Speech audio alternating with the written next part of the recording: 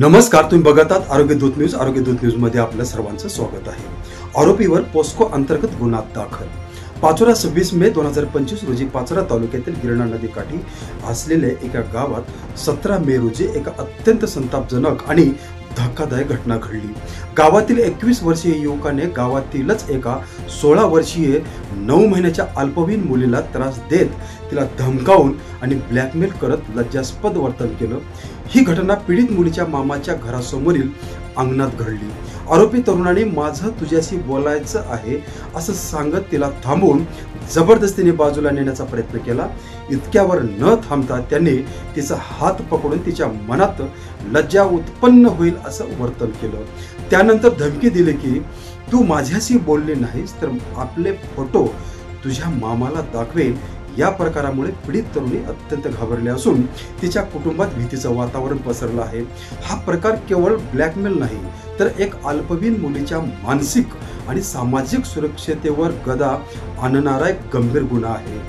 या प्रकरणी 26 मे रोजी संबंधित तरुणाविरुद्ध पोस्को कायद्याअंतर्गत गुन्हा दाखल करण्यात आला आहे.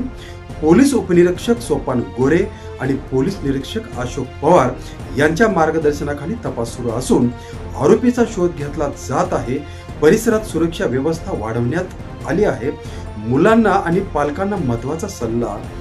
ही घटना आपल्याला एक मोठा इशारा देते. आपल्या मुलाच्या सुरक्षतेबाबत अधिक सजग राहण्याची वेळ आली. पालकांनी काय करायचंय? मुलांशी नेहमी मोकळ्या मनाने संवाद साधा. सोशल मीडियावर त्यांचा वापर, संवाद व वर्तणूक यावर लक्ष ठेवा. कोणतीही शंका किंवा त्रासदायक घटना जाणवल्यास मुलांना विश्वासाने आपल्याशी बोलण्यास प्रोत्साहित करा. मुलांनी काय करायचं आहे, कोणत्या गोष्टी मनात ठेवू नका. त्रास होतोय, भीती वाटते, कोणी धमकावतंय तर त्वरित आई, वडील किंवा शिक्षकांशी बोला. तुमच्या गोष्टी ऐकण्यासाठी आणि मदतीसाठी पोलीस सदैव तयार असतात.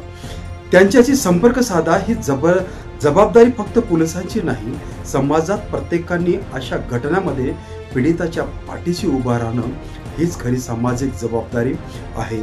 सजग राहा, सावध राहा, अन्यायाविरोधात आवाज उठवा. ह्या बातमीचे अपडेट्स आणि समाज प्रबोधनासाठी आमचं चॅनल फॉलो करा.